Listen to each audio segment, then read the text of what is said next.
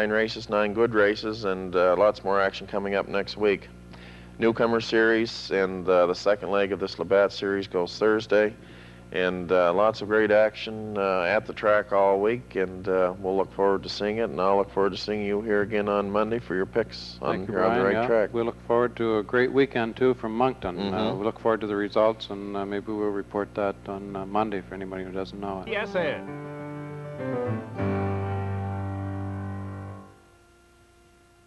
Sunday, we became a city in 1890, exactly 100 years ago.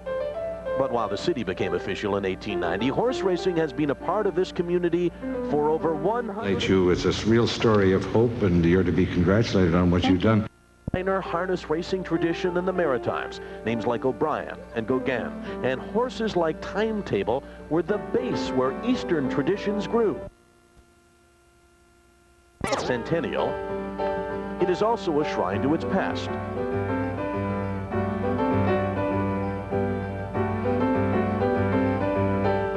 And the sport of harness racing is an intricate piece of this history. Names like Berrio and O'Donnell and Doherty all touched the area, as did great horses like Fresh Yankee and Falcon Sealster. Today, the great city of Moncton proudly wears its first 100 years. And the racetrack is a mirror image of the city. New and modern and full of life. The track suffered through a fire and a financial setback to get where it is today.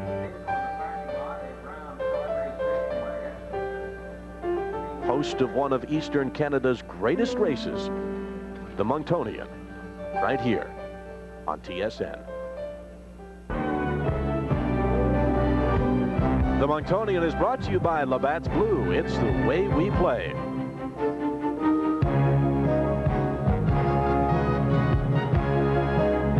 It's the richest purse ever, $127,000 for the Monctonian, live from New Brunswick Downs on TSN. Hi, everybody. Welcome to the roots of harness racing. Welcome to what harness racing is all about. Welcome to New Brunswick Downs and the Monctonian. I'm Michael Landsberg. A couple of weeks ago, we broadcast the North America Cup, a total purse of more than $1 million. Certainly, there was the excitement, all of that across the country. Likely the biggest harness race of the year. But in a lot of ways, what we'll see here this evening more resembles really what harness racing is about across the country. Tonight, you'll get a feel for what harness racing is about and also where it has come from. This is a fabulous event. They come from all over. They expect a crowd possibly of 15,000 here at New Brunswick Downs this evening. They will come from Quebec. They'll come from all of the Atlantic provinces. They'll come from New England and Maine. This is the biggest harness race of the year in the area. And I was looking around and getting a feel for the crowd and what did this resemble to me. And it came to me, this really is like the Little Brown Jug. In a lot of ways, it's a little brown jug. People line up along the fence. They have their favorite area to watch it in. It really does have a special feel to it, and I don't think any harness race we've ever done have we been welcome to an area more than we have here in Moncton. They are clearly happy that we're here, and the feeling is mutual. We're most happy to be here. This is an event that carries certainly more than one evening to it. It is a week long of festivities and action and activities that are taking place. For instance, the draw for this event was held in the Moncton City Council back on Wednesday. The draw for post positions for the 44th annual Monctonian. And when there are 11 horses in the field and they go only 8 wide, clearly post positions are most important. As they were drawing for the post positions, the anticipation was building. What would the final purse be? They guaranteed that it would be $100,000. The first time ever that $100,000 had been offered, but it climbed up to $127,000. We're very glad you're with us this evening, and I think you really enjoy the feel of this event, the Monctonian. I'm Michael Landsberg. This is my partner, Earl Lennox. Earl, you and I were looking through the field and talking to people about the past. I know this is your first Monctonian, as it is mine, but they're saying that this is their deepest field ever. Well, it's certainly the deepest field and the best match field in recent years. They've had the big horse in past years that stood out over the field by a couple or 3 seconds, but tonight it's anybody's horse race. There are 11 horses entered, 10 will go to the gate. We've had a scratch, and I think 6 of them have a good shot, Michael. Do you have the good feeling I do about this race? Just has a great feel to it, doesn't it? Well, you have a great feeling about the whole city. I'm telling you, Michael Sullivan, the mayor, everyone has made us so welcome here. I think we'll come back and do some more. Let's take a look at this outstanding field for the Monctonian, and we'll show you the one scratch. Here is the field. It is very deep. Kirk's Echo, a local horse, likely a long shot. Fiorello Blue Chip, well known. He'll be hard-pressed to win this one. Commonwealth, Skipper Forest, Mark B. Quick, and Sherwood Abe. Sherwood Abe, a horse a lot of people are liking around here. Ship's Fella, Baum Rickles, and there's the scratch, Pilgrim's Patriot. What was the problem with Pilgrim's Patriot? Well, I think it was probably 9-hole-itis, Michael, although there were various stories. But the 9-hole is a trailing position, and probably they decided that they'd be better off to just send their $2,000. They didn't think they could get a good shot when he wasn't on the gate. And the rest of the field is line one and slide it in. So it really is a deep field. We'll talk extensively, of course, about which are the favorites and which you like, but how would you categorize it? Who are the horses to beat, clearly? Well, the horses to beat are Fiorello Blue Chip, Baum Rickles, Ship's Fella, Sherwood Abe, and Skipper Forest. I think those are the 5 key horses. And there could be a Kingmaker or a King Killer in the rest of the field. You know, we've been playing up big this area and the Monctonian and the feeling that these people have and what are conveying to us, but also this racetrack is very special. It went through some hard times a year ago. It was certainly in jeopardy of closing, but now when you look around and you see all of the people and all of the activities, you can really feel good about where it's gone. Let's take a look at some of this racetrack, and one thing you'll notice is the cleanliness. As you look at the stables, very clean and very, very nice. It really has a good feeling to it. This is called a railway town, and they have hollowed out some old railway cars. It is part of the racetrack as well in the stabled areas. And of course, there is Milton's Diner. Milton's Diner is along the far corner where people go, and one of the people that went there is the 3rd member of our team. He's Marty Adler. Let's go to Marty for a tour. You know, Michael, there's an awful lot of tradition associated with Milton's Diner, and joining me right now is Ron Wilson. He's the proprietor. Ron, tell me, but what is the tradition here? It's an old building, Marty, that's been moved from downtown across from Eaton's, that was used by their employees for years, and we needed something for our horsemen. And when we have our coffee on in the morning, the horsemen come in and tell us what they might have done last night or what could have happened last night, and it makes us feel quite...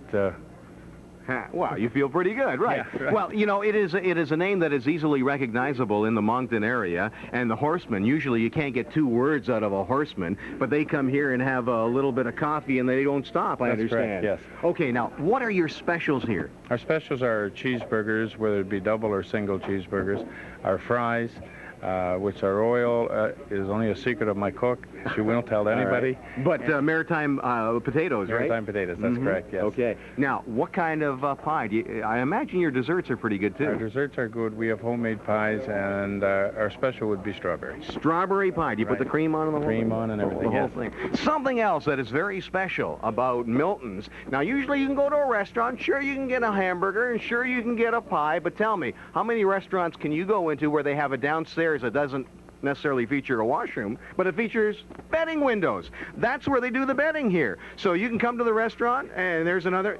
You're not coming from the washroom. No, he's coming from making a wager. That's what it's like here at Milton. So I want to thank you very much, Ron, for giving us a little bit of an opportunity to find out what makes Milton's so special. My pleasure, Marty, and thank you very much. And by the way, before you go, it's been a long week for us here. We've been here since last Saturday, everyday racing. Yes. Would you mind being a waiter for us tonight and giving us a break? Being a waiter? Yes. Tonight? Please. The big night. Thank you. Well, Michael, if I'm a little late for something later on in the show, you know where to find me. Back to you, Michael. Actually, I think I hear Marty's wife calling, saying he wouldn't have any idea how to put on the apron. As a matter of fact, Marty will be hanging outside the diner without his apron on throughout the course of the evening and meeting some of the people that make this event special. And there's a man that is looked on as the savior of the racetrack. We'll meet him when we return. This is the Monctonian, the biggest horse race in the East, and you're watching it on TSN. Dramatic increase from last year. The purse was $50,000, and the reason for that is very simple. New ownership. This track was in receivership last May. It looked for a time like it might close and all of the history would be lost, but then Peter Catoni bought the racetrack, and he has changed it radically. Here's Brad Diamond with Peter Catoni's story. It was back on April 16th when the worst fears of Moncton racing fans were realized. Champlain Raceway had run out of money. The bank foreclosed, and it appeared that racing would be just a memory, the Maritime's only 5/8 mile oval. But in the month of May, one of New Brunswick's newest residents came to the rescue. Peter Catoni, a Swiss architect, announced plans to purchase the track. And in June, racing returned to the city of Moncton with the newly named New Brunswick Downs and its new owner, Peter Catoni. To find out why a Swiss architect would want to buy a racetrack, we dropped in on Peter Catoni's beautiful Swiss-style residence. For 2.5 years, he has lived here with his wife, Monica, and their son, Danielle, who was in school. I was in a hospital 3 years ago, and like to fish, and so I had a fisherman's newspaper in the hospital, and I saw an ad in there, land for sale in Canada, New Brunswick. But at that time, I didn't even know where New Brunswick was. The racetrack you bought is known as Champlain Raceway. You have changed the name to New Brunswick Downs. The reason for that? It was too many bad publicity, the bad image, and a lot of people really thought the races there are not the way they're supposed to be, and just in order to really try to get rid of this bad image, I thought it's a good idea to start from scratch and give the racetrack a new name. Peter Catoni did more than just change the track's name. He set a race entry fee of $20 per horse, enabling him to have a minimum purse of $750 per race, and that's the highest in the Maritimes. With all the improvements, New Brunswick Downs is becoming an attractive place for horsemen around the Maritimes. And some are pulling up stakes and making New Brunswick Downs their new home. This is great. Well, I've never seen the track looking so good, and things, I guess, going to be better to come. Yeah. He's got a lot of plans, and he's just ironing things out right now, and he's going to get involved with the other track, and I think he's going to be just super for the whole maritime racing. A lot of smiling faces around here. Sure is, and we've been waiting for this all for the like I said, the last 20 years we've been looking for a break, and I think we finally got it. Inside the grandstand, the Catonis have opened a restaurant, and the menu is acquiring a definite European flavor. And it's not unusual to find the new owner pitching in when things get busy.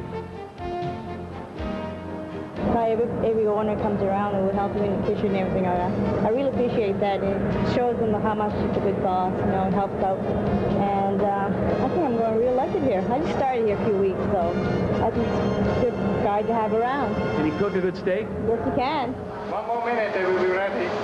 It's a delight now coming to the races. We've got full fields, horsemen are racing better money. It's just a better atmosphere all around. Although it's still early, it appears that Peter Catoni is just what the doctor ordered for the Moncton racing scene. You get the feeling this new kid on the block is still being scrutinized very closely by the horsemen and betting public. Yes, I think they may be interested. What kind of guy is it who comes over here and just say, oh, we're gonna do something different? It was not easy in the very beginning, but now, because they saw I didn't only make promises, I tried everything I promised to fulfill these promises, and so far I could do every single thing I promised them. Now at least they know when I promise something, then I do whatever I can to. And here he is, the man himself, Peter Catoni, all decked out and looking like $1 million tonight. And you've got to be thrilled with the turnout that you've had here tonight. Yes, we are quite satisfied with the whole week. Now, when you took over the track here, you made some promises to the people of the Maritimes. How have you fulfilled them? How have they come true? Basically, we did quite well. Most of the things happened, what we thought is going to happen. We are not finished with our work, of course. We just started. But basically, we did whatever we promised. I know that when I walked down the backstretch this morning at 11 o'clock in the morning, it was a pleasure walking through your backstretch. And I have heard stories that sometimes you will come up to some of the horsemen and say, you know, that flower has a broken stem. Can you fix up that flower for me? Is that the way you run it back there? It's not that bad. But, of course, I think it's important that everything is nice and neat. What do you have planned for the future? You know, you've come up with some creative ideas already. Anything in the back of your head that you would like to see here? Oh, yeah, quite a few things. But the priority has to make sure races continue in Moncton. That's the goal number one. And closer cooperation between the maritime racetracks is one of the priorities. Now, look, I just saw you baking there, cooking. Did you do that just for the camera, or do you really do that? No, that night I prepared meals at home and brought it here, but they couldn't take a picture, so I prepared it in order to get it on the film.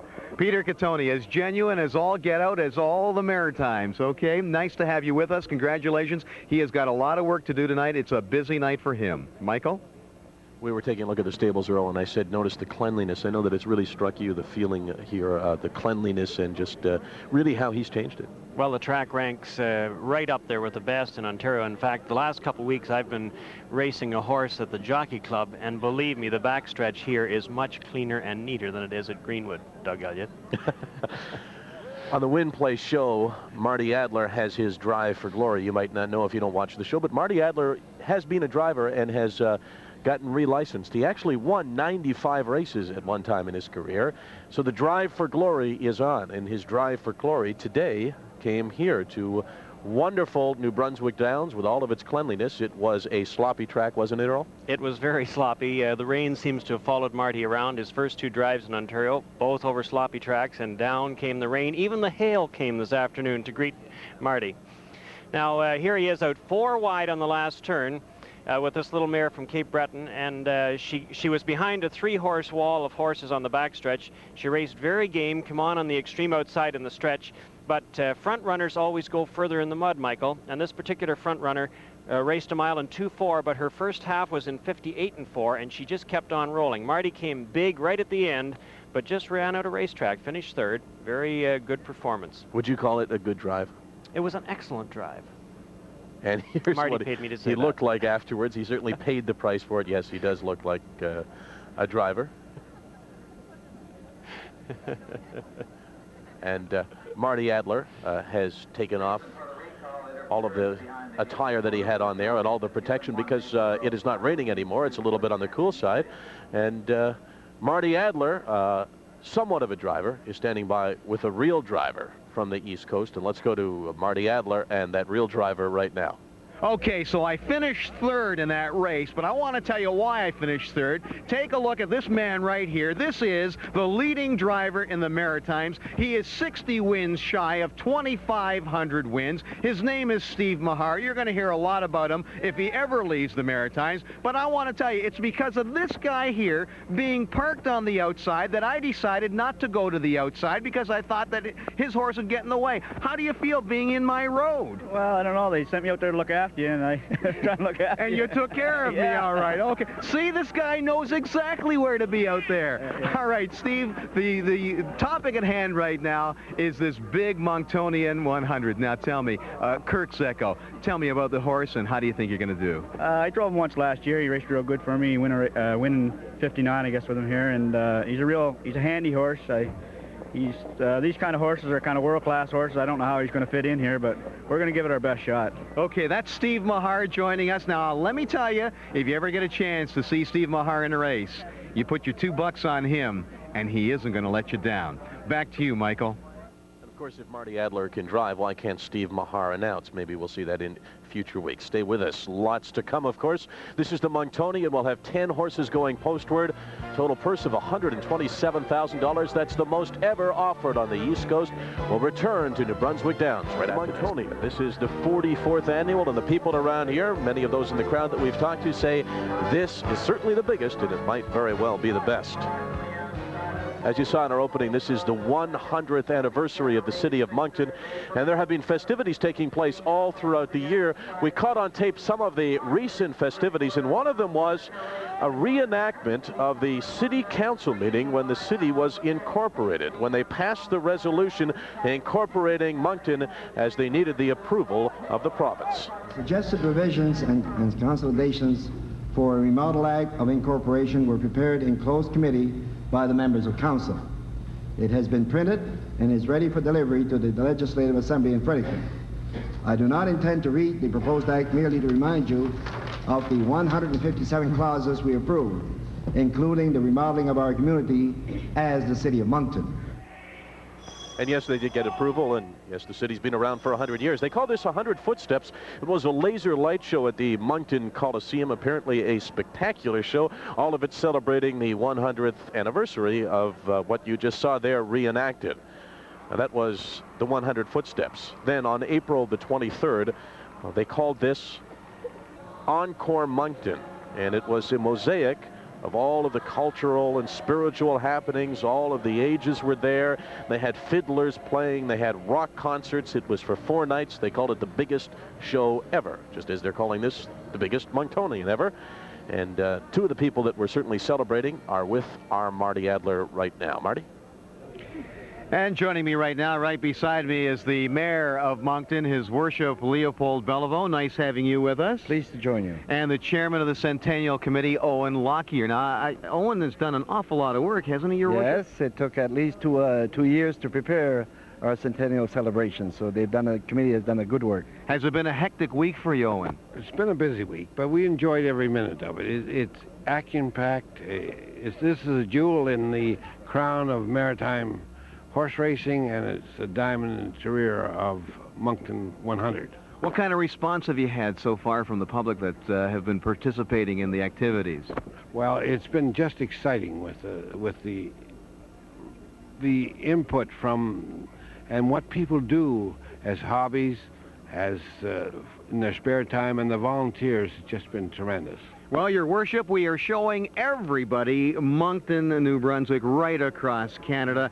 Now, this is the Moncton 100 Centennial. Can you tell me, what was the first Centennial like? Well, it's not as perhaps as good as the second one is going to be. But were you there? No, I wasn't. Oh, you weren't there. Oh, somebody said that you were there.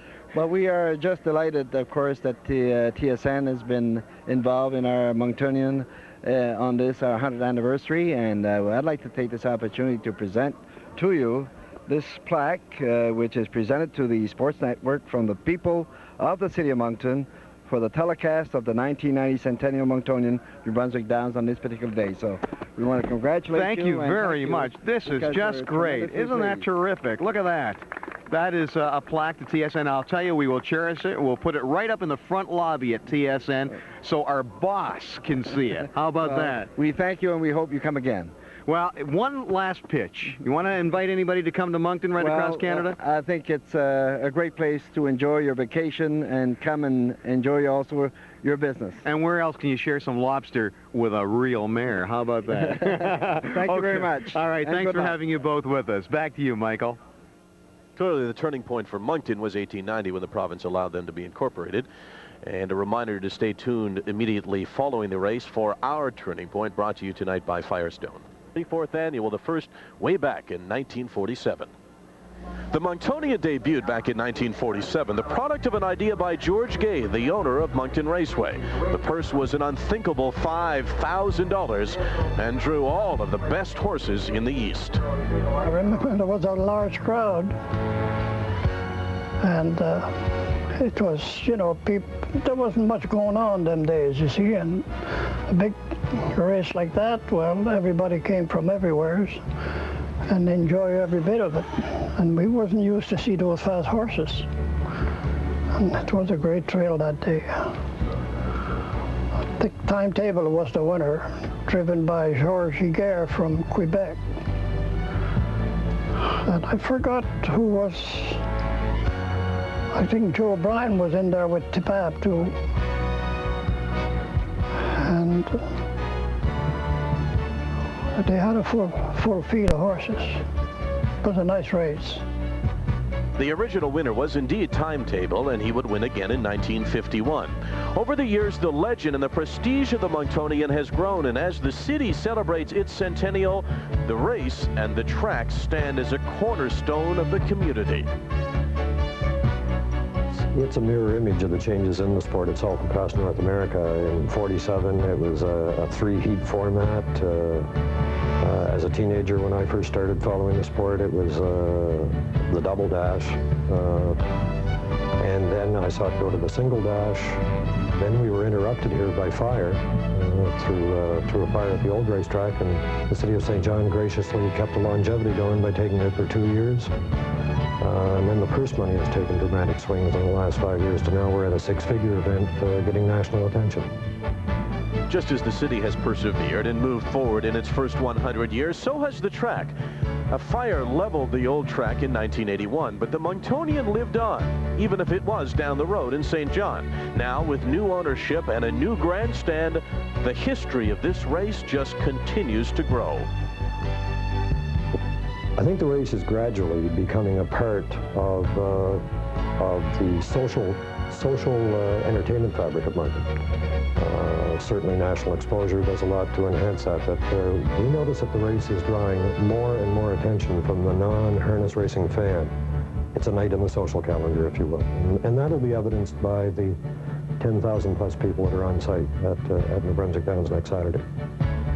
One of those 10,000 people in attendance will be horseman Ned Gauguin, who was there for the first Monctonian, and after 44 years, Ned Gauguin knows exactly what this race means. All I can remember that when Monctonian used to come up, and we were all excited. And we expect to see a big crowd, which we always did. And that was always a good race, Monctonian. Winning time back in 1947 was 2:07 even. The track record here is 1:54 and 2, and there are a lot of people here that believe that the track record of 1:54 and 2 will fall because the track is fast. There's a little chill to the air, but that's okay because the times so far this evening have been very fast. And that is standing by momentarily, the post parade for the 44th annual Monctonian. I'm Michael Landsberg, along with Earl Lennox and Marty Adler. We are live from New Brunswick Downs in the 44th annual Monctonian. Let's talk about the balance in this field. And you made a comment during the commercial that there's a horse that's won $150,000 and a horse that's won $4,300, and the $4,300 horse could win it.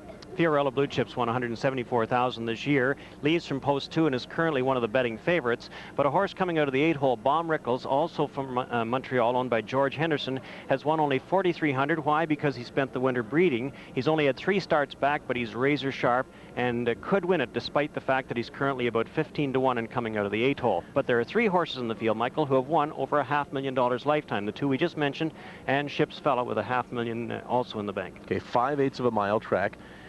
Let's talk about post positions and where don't you want to be? Well, you don't want to be on the extreme outside, regardless of whether it's a mile, 5/8, or half-mile track. But also, I think in this race, you don't want to be in the 9 trailing position behind the 1 horse, because it appears that Fiorella Blue Chip is going to leave fast. However, I've got a scoop. I talked to Pierre Touchette.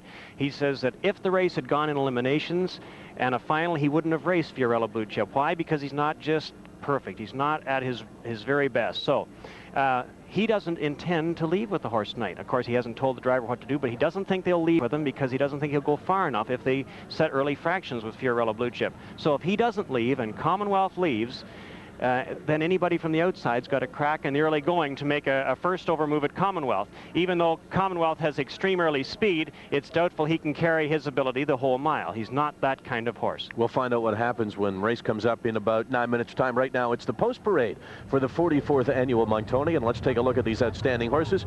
The number 1 horse is a horse named Kirk's Echo, locally owned, maritime bred, the only maritime bred horse in this race, but certainly a long shot to win this one. A long shot. Alan Jones, trainer and normally the driver, but the local people tell me this is a big step up in drivers. It's like well, it's like switching from me driving to Billy O'Donnell driving. Not quite that bad. I couldn't drive like Alan Jones. I couldn't develop a horse like this. But Steve Mahar is in the sulky, and apparently Kirk's Echo has the ability to go opening quarters in 28 seconds, so he could be the kingmaker or the king killer. Atlantic Sires Stakes co-champion last year. Kirk's Echo, the number 1 horse. Here's the number 2 horse, Fiorella Blue Chip with Serge Ouellet. First venture this far east. One would have thought that he was headed to the front with Commonwealth, but you say no, and that he's not right. Based on the information I get, he's not 100%. He's not going to the front. He does have $640,000. He has by far the most money in his card this year with $174,000. 6 wins in 14 starts, 4 seconds. That's a great 1-2 percentage in 14 races this year. The number 2 horse, Fiorella Blue Chip. Here's the 3 horse Commonwealth with Don LeBlanc. LeBlanc, a native Monctonian. He has not been finishing well, this horse. Led 7 of his past 8, but he's only won 2 of them. A very inconsistent horse, and Don LeBlanc tells me they have no idea when he'll race good and when he'll race bad. One of 4 Ontario Ontario-based horses entered in the race. But the one good thing that LeBlanc thinks he has in his favor is that the horse has gone 2 consecutive bad races. He said, I wouldn't want to come to this race on a win streak. I'm glad he raced bad. Maybe he'll perk up tonight. That's the 3-horse Commonwealth. Here is the 4-horse Skipper Forest with Henri Fillion. And here's the big gamble. He paid $10,000 supplemental fee to get in. Either he's very foolish or he knows something. Well, apparently he got a perfect trip in the challenge in Montreal when he beat Fiorello Blue Chip.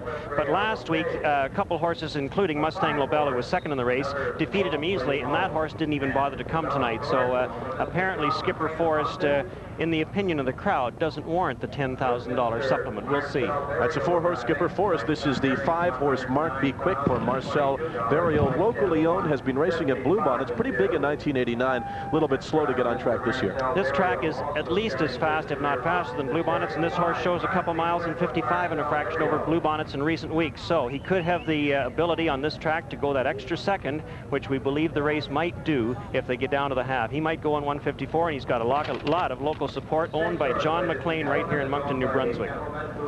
Talk about outstanding ownership. Let's take a look at the 6-horse Sherwood Abe, owned by the Webby family. They are legendary owners around here. He has raced with the best at the Meadowlands. Great favorite here locally, and has never been better than his recent form. He won at the Meadowlands on June the 30th in 155, came from 8th at the top of the stretch. That's the kind of closing brush he has and will need for tonight. 4 starts back, 1 at the Meadowlands in 153, his career record. 394,000 lifetime, and that ain't hay. And the driver will be Phil Pinckney, known as a good coltman. He broke Mark Jonathan and Rumpus Hanover. That's the 6-horse Sherwood Abe. Here's the 7-horse Ship's Fella. Twaddle had him on the rail last year for this event, but did not finish on the board. He has been at Greenwood recently, won 2 of his last 4. Been racing some very tough horses at Greenwood. $547,000 lifetime. Coming out of the 7-hole, it's a tough post, but he's a consistent 154 pacer, as you can see, Michael. And I believe this track tonight is as fast as Greenwood and Mohawk usually are.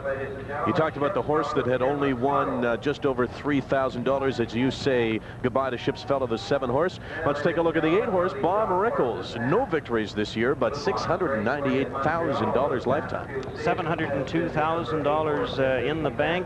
Bob Rickles, a son of No Nukes, and he's come to the race with great form. He qualified at Mohawk in 57-2 at the end of his breeding season. Bluebonnets, his first start, he was 3rd timed in 57. Next start, 2nd timed in 55. Perhaps tonight he can win in 53. He's dropping 2 seconds a week. I think you just corrected me too. I said 698, you said 702. First time you've ever done that. We'll have to talk about that after the race. That's the number 8-horse Bob Rickles. Now let's take a look at the 10-horse, as the 9 was a scratch. This is Line 1 with Callie Rankin, partly owned by Carol Baker, the singer. Could follow Fiorello Blue Chip, but Earl says likely not. Racing at Flamborough Downs, sharp early in the year, but has been struggling. Well, 91,000 lifetime. Tom Azar tells me though that Callie Rankin has been bringing this horse along, prepping him for the Monctonian, and he's raced some tough stock. He finished 2nd at Chatham Light at Flamborough Downs in 55-4, and his next start, his most recent start, he won there in 58-1 with had 2 moves in the mile. He left early and come on late to win it. So he's brought him to the race right, but he's going to need a trip. He's got the 9-hole. Can he get away close enough to the early going to be a factor at the end of it? That's the 10-horse, Line 1 for Callie Rankin. Now the 11-horse and the final horse in the field slotted in for Jody Hennessy. Hasn't won yet this year in 8 starts. He's got the 11-hole added up, little chance. He's got a lot of work for him. 93,000 lifetime, 54-2 last year, again this year in 54-2, but both on a mile track. But his most recent start was a 2:02-2 qualifier at Bluebonnets. He's got a big drop, but this horse warmed up sensationally, Michael. That's number 11, slided in, and that is the field for the 44th annual Monctonian. They'll go postward in approximately 5 minutes on TSN as we take a look before we go to break to the favorite right now. That's Skipper Forest for outstanding Henri Fillion. He paid $10,000 supplemental to get into this race, and according to those people wagering around here, that might have been smart money. $10,000. He'll need to finish 3rd here in the past. It hasn't always been the favorites or anyone near the favorite category that has won this event. And I think, Earl, that you could probably make a good case for an upset this evening, because there really isn't one horse that jumps out at you, is there? Well, there isn't one horse that stands out by a lot of lengths, and the fact that everybody in the crowd, I think, expects Fiorello Blue Chip to jump off the gate and cut the mile, and it appears that he's not going to. Of course, anything could happen at the last minute. I think Commonwealth will go to the front, and after that, it's who decides to take him on and how early they decide to take him on. If he gets over to the half with easy fractions, it's going to be an awful challenge for a horse like Sherwood Abe to close from back in the field. Commonwealth has the huge speed, but has not finished well lately. That's definitely been a problem. Let's take a look at the odds as they stand up to the second, and we're about 5 minutes from post time. Kirk's Echo, a long shot. Fiorello Blue Chip 8-5 right now. Skipper Forrest is a 9-5 selection, so Fiorello Blue Chip is the favorite. Yes, 8-5, and a 2-1 selection on Sherwood Abe. As we take a look at the field for the Monctonian, everybody else is somewhat in the long shot category. And again, Pilgrim's Patriot, who would have been up there with the favorites, is a scratch. So Fiorello Blue Chip right now is the favorite. Serge Ouellet is the driver of that horse. Not that well known around here, has not spent much time on the East Coast. Let's find out what Serge Ouellet has to say about his horse, Fiorello Blue Chip. Well, lately he raced real good. He finished third in the challenge in Montreal, time in 53-2, the race went in 53 flat. Raced good. He won the last race at Quebec City over a half mile in 56-4. And the horse to beat off, sure, of Skipper Forrest. He beats me the last 2 times in Montreal. And there's always Sherwood Abe should do fairly good here too. And I think with the post position and everything, the way you raced lately, he should be pretty close. Time now for us to make our selections. Early in the season, Marty Adler was hot as a pistol. You saw him on the track today. I don't think he was that hot. We'll get his predictions. I know you're waiting for his predictions at home right now. What do you think, Earl? Well, I'm going with the 6 horse, Sherwood Abe. I think we agree on that, Michael. But you know, whatever Marty picks, that horse is automatically eliminated. We agree on that. We didn't agree on the streak. total money earned for that one horse, though. You said $702,000. I'm going to check that. Well, based on my mathematics, I mean, you've got to be right. I like Sherwood Abe as well, and certainly that seemed to be the sentiment here. Late money on Fiorello Blue Chip has made him the favorite right now. Marty Adler, who do you like? Well, I don't know whether or not I like the respect I've been getting from my compatriots here on this show. I'm just going to have to put them away. Now, you know, of course, that Henri Filion said that Skipper Forrest, he's going to have a bit of a problem here because of the trailers in the race. While Fiorello Blue Chip's driver, Serge Ouellet, he says that even though Skipper Forrest has beaten him a couple times, you know, it may mean that Skipper Forrest is the horse to worry about. Folks here in the Maritimes also like Sherwood Abe. I know that. So who am I going to? Well, I'm going to bet $40 on number 2, Serge Ouellet's horse, Fiorello Blue Chip. I think he's going to go to the front. I think he's going to cut out his own fractions, and I think he's going to win. And if indeed that's the case, maybe then I'll get the respect I so rightly deserve. Michael? I think we're all feeling riddled with guilt now about the lack of respect we gave Marty. Let's take a look, and well, yeah, you're looking down the list. You're saying, yeah, Marty deserves the respect, but he had a lot more money than that. He's been struggling badly, and his mic isn't open, so he can't comment on that. I've got $70, so my bet of $20 should get me up with Marty, if indeed you and I are correct. You and I have each put $20 to win on the number 6 horse, which is Sherwood Abe. Marty has put $40 to win on the number 2 horse, Fiorello Blue Chip. Now, I guess Marty wasn't listening to what you said about Fiorello Blue Chip, or he didn't buy what you were saying, which is probably more likely. Well, believe me, Michael, after the race is over, with our bet and Marty's loss, you and I are going to be well into the lead. Commonwealth is the horse that you know is likely going to go to the front, has tremendous early speed, but when you take a look at the program in his lines, he really has not had it down the final stretch, has he? No, he hasn't, but he's a funny horse.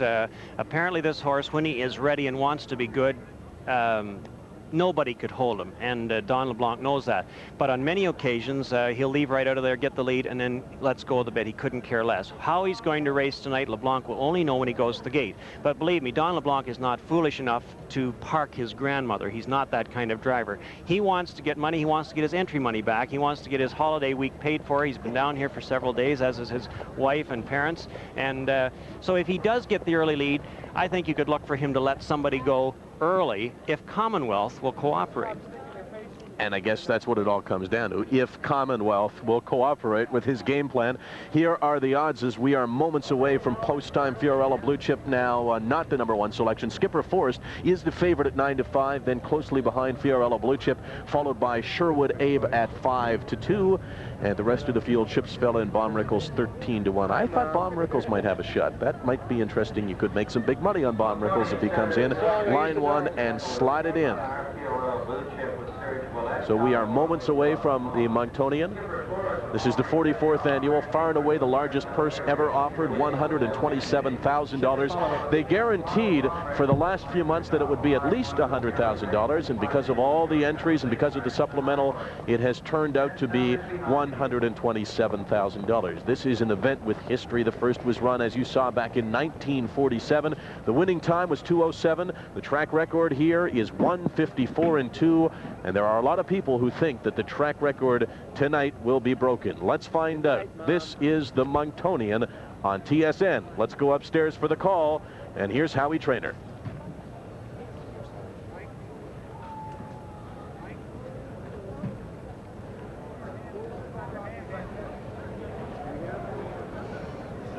They go to the backstretch. We weren't.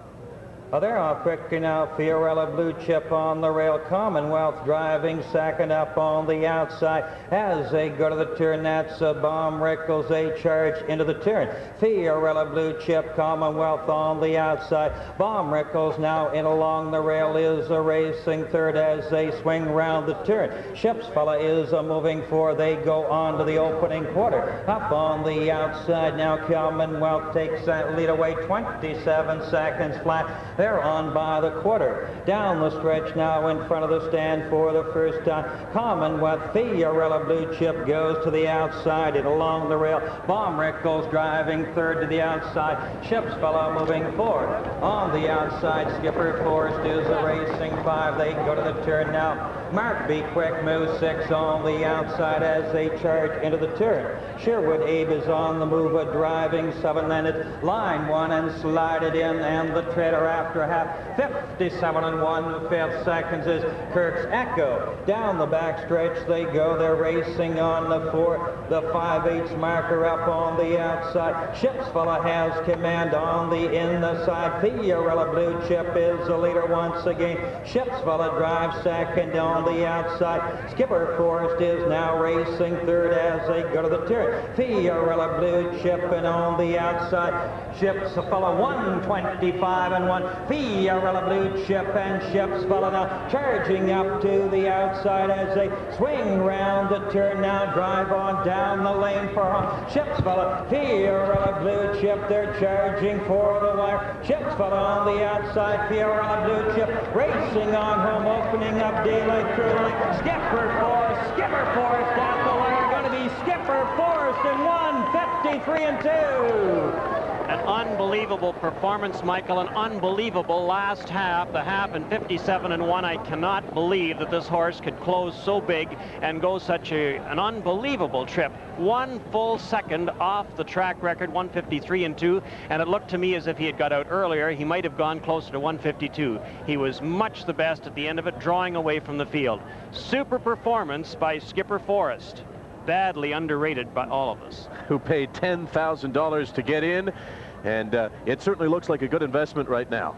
Here they are at the top of the stretch. Skipper Forrest comes around Chipsfella. He tipped out 3 wide on the turn, and right here he puts away Fiorella Blue Chip. We knew halfway around the turn, I did anyway, that he was done because his driver, Sergio, had gone to the whip. And look at this, Henri Fillion just sitting there, and this horse is blowing away from them.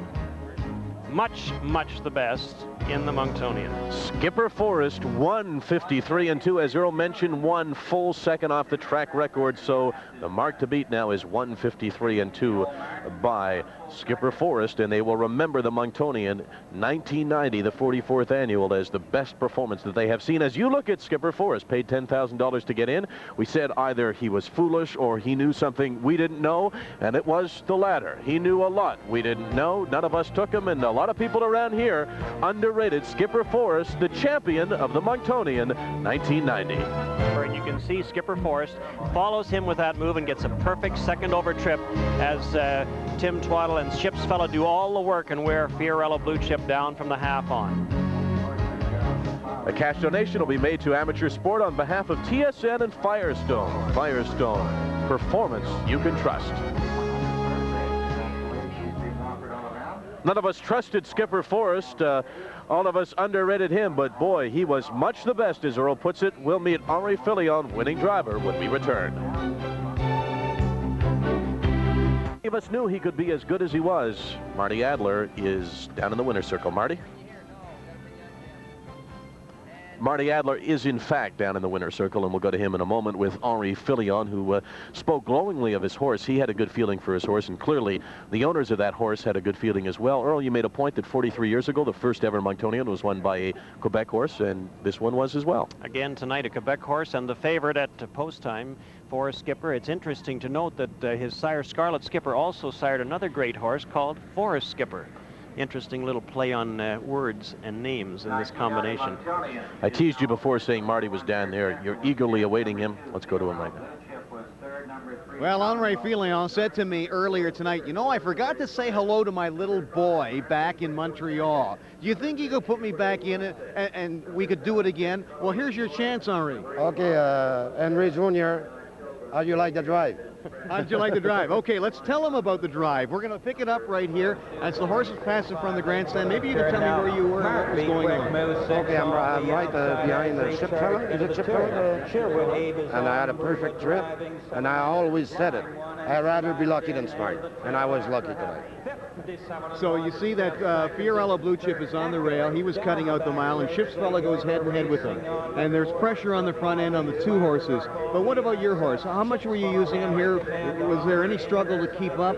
No, it was no struggle to keep up. The horse won easy, and he won a good trip. And I was lucky to have that trip. Okay, what are you feeling right here as you're going down the backstretch? I feel I'm going to win. You knew right there as you passed. You got 5/8 of a mile to go almost. Yes, I knew I was going to win. Yeah, 3/8. And there you go now. And you go 3 wide here. Yeah, I knew the horse was good, and I knew it was going to jump. You hardly shook him up. Well, I shook him up right at the end of the stretch, but then in the lane, I just yelled at him and I hold on to him. That's all. Now, I saw you look over to Serge. Did you say bye-bye, Serge? No, I was looking over the teletimer. Oh, just the teletimer there. Okay. This horse, Earl and Michael, just devastating. We didn't give this horse as much credit tonight as we thought that he should deserve. But take a look at, there are the prices right there. He pays more to place than he does to win, and great prices. The public really was betting everybody. Tell us, how good was this horse tonight? You paid $10,000 to get in. How good was he? He was good, like he finished second at Blue Bonnet to Top Notcher. He was good like that. Well, congratulations. You got a chance to say hello to your son, and probably that's the reason why you raced so well. Yeah. Okay, Henri Filion, a very happy sort here in the winner's circle. Michael? And there are some people, I guess, that are happy as well. We'll take a look at the winning prices in a second. Let's take a look at them right now. Winning prices for this, the Monctonian, $540, $670, and $570 for Skipper Forrest. Interesting, paying more to place than to win. Mark B. Quick paid $12.90 and $550. Mark B. Quick, a local horse, and that's a pretty good story as well. Fiorello Blue Chip paid $460, and the winning time, one of the stories of the night, 1:53.2. That is the fastest ever. And we expect big speed in our next race as well, because our next race is the Canadian Pacing Derby. We'll see TK Skipper, we'll see Top Notcher, we'll see outstanding horses in that one. That's at Greenwood Raceway. Make note of the time, 9 o'clock Eastern time. That on July the 28th. And we look forward to us joining you right then. And we remind you that tonight's harness race was brought to you by Labatt's Blue. It's the way we play.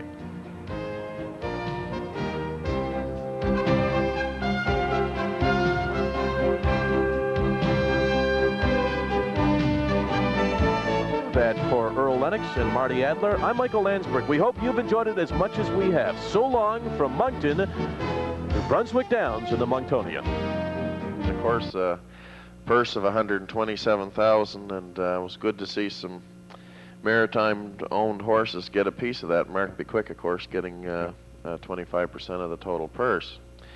I did also catch a few of our local horses down there, Tony, as well. Corey Mack had a good day, Brian. Corey Mack was really impressive. He raced 2 races after the skies opened up, and he won the fastest elimination of the Dairy Queen 3-year-old colt pacing stake. in 2 minutes, and I believe it was 2 minutes and a fifth, and he looked good doing it. He won his division more easily than anyone else did. And he's a nice colt. Rick Beattie seems to have this colt peaking right at the right time. The big money, of course, goes next Saturday night. Top 3 finishers from each of 3 divisions square off next Saturday night for a purse of around $35,000. It's a nice purse. Nice purse. The other winners of the other divisions were T-Bear Pride, who raced here last week, and Charlotte's Buddy, who had a little problem here, but finished up his race well. But he won one of the divisions too, both right around 2 minutes or 2-1. It's an extremely competitive group of 3-year-olds, and I know we talked before the show about post position, but I think that in this particular case, if Corey Mack does happen to draw inside where he can control the race, I think they're going to be busy getting around him, and it's going to be their competitive group. T-Bear Pride's tough, Charlotte's Buddy's tough. Willow Special won a big trip. He was second in his division against T-Bear Pride, but he had to do all the work. He got parked the quarter in 28 and never really made top till almost the half mile. He's a tough horse, and Ian Downey had him here to a nice win last week, and I'll look for him to be tough in the final. Yes, he could well be. So a good group of 3-year-olds going next Saturday in Moncton, and some of the other local horses that did well. Tis a Lone Water was second 2-2. Bayside Traveler, big winner out of the 8-hole down there in 2 minutes and 2 fifths, and he really was impressive in his race. And Lonnie Stokes raced some horses, had some luck, and all in all, it was a pretty good week for our Very drivers. exciting week for harness racing in the Maritimes, and for us locally as well. We had some horses that showed very well down there during the week, and we look forward to having them back on the track here now to show how they are on the half-mile track. Yes, that's for sure. Tony, I thought what we might do on this program as well is take a look at some of the things that are in our program, questions that are frequently asked. A number of things like that are of interest if you're a novice horse player and going to the track for the first time. There are some things that you wonder about. I have a question that I wonder about that I do know the answer to, but I'll ask it to you to give the answer. And in consideration of the fact that we here at the half-mile track in Fredericton, we like to see a mile go around 2:2, 2:1. We consider that to be really fast. Anything under 2 minutes is phenomenal. How fast can a horse go? Like we saw a horse go on Saturday night in 1 minute and 53 seconds, and he could have gone faster. Everybody says he could have gone 1:52. Well, that's 10 seconds faster than what we consider to be a tremendously fast race here at Fredericton. How fast can horses go, Brian? Harness horses haven't gone faster than 1:49. That's been the fastest, and I don't really know. Like the thoroughbreds seem to be stalled. They seem to have reached a peak, and actually they're losing some speed. And I think that's got a lot to do with their breeding and training. They're bred to almost be rabbits. They've got that quick burst of speed. Don't really have the ability to carry it over distance. Where our breeding in the standard bred industry is getting a bit more refined, and it's getting down and down and down. And in the last 20 years or so, since I've been going to races, I guess 30 years or more now, a fast trip used to be 2:7. I can remember Pepe Hal setting a record here as a 3-year-old, and it was fantastic. He went in 2:07. And then there was a match race that went in 2:06, and then a couple of years later 2:05, and then when Dee's Boy and some of those horses used to hook up, Andy's Son, we started to get down, and as the years have gone by, we've continued to get faster and faster. Would you say that this has anything to do with the equipment? Equipment's got something to do with it too. Like they're using more and more modified sulkies and harness, things to take the weight off the horse, so they're not dragging so much or hauling the driver. It's going with the horse. There's people looking for these innovative new techniques for harness, equipment, things to make it less cumbersome, lighter equipment. I saw a piece of harness the other day that they said the full harness was 4 pounds. Yeah. As compared to something like 12 or 14 pounds that they used to carry. Yeah. And see, the old sulkies, Tony, as well, they used to just just go up straight like that. And now they're modified, and it's taking that much weight of the driver. The driver's weight is more evenly balanced with the horse when he's in stride. And that's all. This has made a difference for sure. I think it's helped progress the speed. What do you think about the big guys driving, Brian? The heavier guys. You think that really makes any difference? There always is a big argument in harness racing, especially. Does the small guy have an advantage if he's a good driver over a guy that weighs 200 pounds? Well, I agree that it does. I think that more and more you're seeing this. You're seeing the smaller drivers, the guys with less weight, and they're winning more races, like the John Campbells, the Billy O'Donnells, Cat Manzi in the States. They're getting the most of the wins. Michelle LaChance, they're not very big guys. You know, right around between 140, 70 pounds in that range there. And I think that the weight does make a factor. I think that you'll see that the smaller drivers will do better on a more consistent basis. You know, like it just depends on how a race goes sometimes. You just can't say that the smaller driver is going to win this particular race because he's smaller than the guy driving the number 6 entry. But it's just, but on an overall basis, I think that weight definitely has something to do with it. Any other factors that you think are significant in making for the increased speeds Well, the other of the thing races? too, Tony, I think that the track surfaces, here again, we're getting more expertise in designing and maintaining track surfaces as well. A lot of tracks have gone to stone dust surfaces rather than clay, and the tracks are good on a more consistent basis.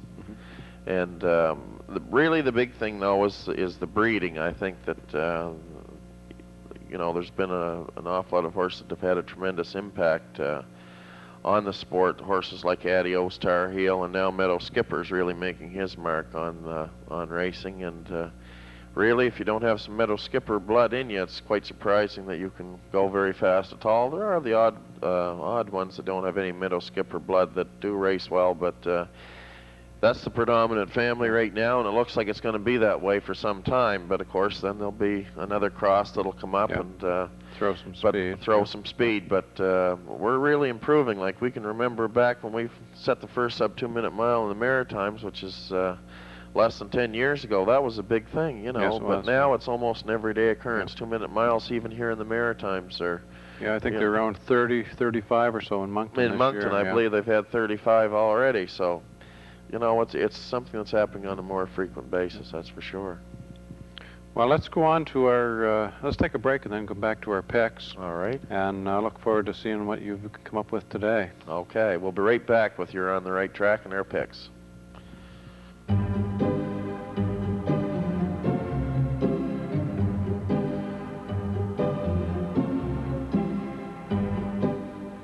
Serving Fredericton and Oromocto. This is Cable 10 Television. Tony, we may be faced with a off track tonight. Been raining all day. It's just hard to say what we'll end up with by post time here, but right now the track is a little bit heavy and off, probably 2 or 3 seconds, and we'll just hope that the rain does hold off the rest of the evening. If it does, we won't be in too bad a shape, but that will affect the performance of some of the horses. Certainly will. Always does. I noticed in going over the card that I was handicapping for a wet track. And 2 or 3 races I made my decision, not based on the chart lines, but based on the fact that this horse performs well in the mud, or this one is going to be affected by the wet weather. So be interesting to see how we come up with them tonight. It may not be what you would have expected, what I have anyway. Do you usually keep some kind of a log or something about horses that perform better than others? I don't write it down, but I'm really sensitive to it, yes. I really watch them closely, and I guess I just have 2 or 3. There's a couple on the card here tonight that I noted that are very good in the mud. They've always shown to be good in the mud, and as soon as you get an off track, those horses jump right out in my mind, and I say, hey, there's a horse that's going to be a good bet tonight. So, who did you like in the first, Tony? Well, I liked a good mudder. Yeah. There's a good one in there. Major Taconic is a pretty good horse on a wet track, so I picked him to win. I also like Admiral Irvin, who's shown very tough and consistent lately. I think that that horse has the strength and stamina to hang in there. And I like Keystone Lynx a little bit off the rail. Although the rail's sometimes a little bad position on the off track, the water kind of runs inside there and it gets a little heavier, a little faster. But I made it 5-2-1 in the first race, Brian, and I'm not going to be surprised if you've got something different from that. I did like Major Taconic, but I went with Head Games to win it. This is a classic guy. I like Head Games. I think that he'll be awful tough in this race.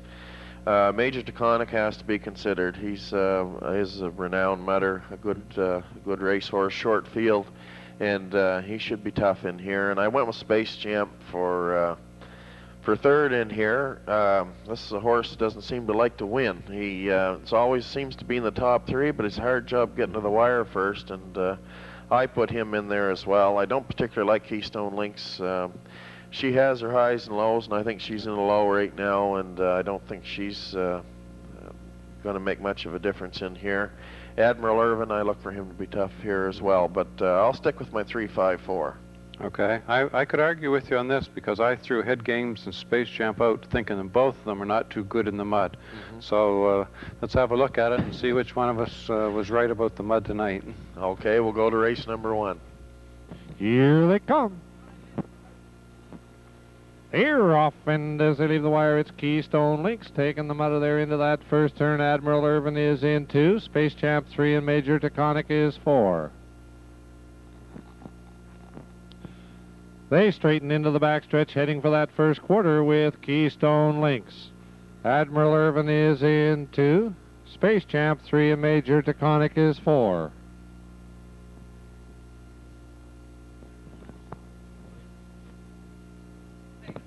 By that first quarter with Keystone Links, Admiral Irvin, Space Champ, and Major Taconic, they're by the quarter 31 3.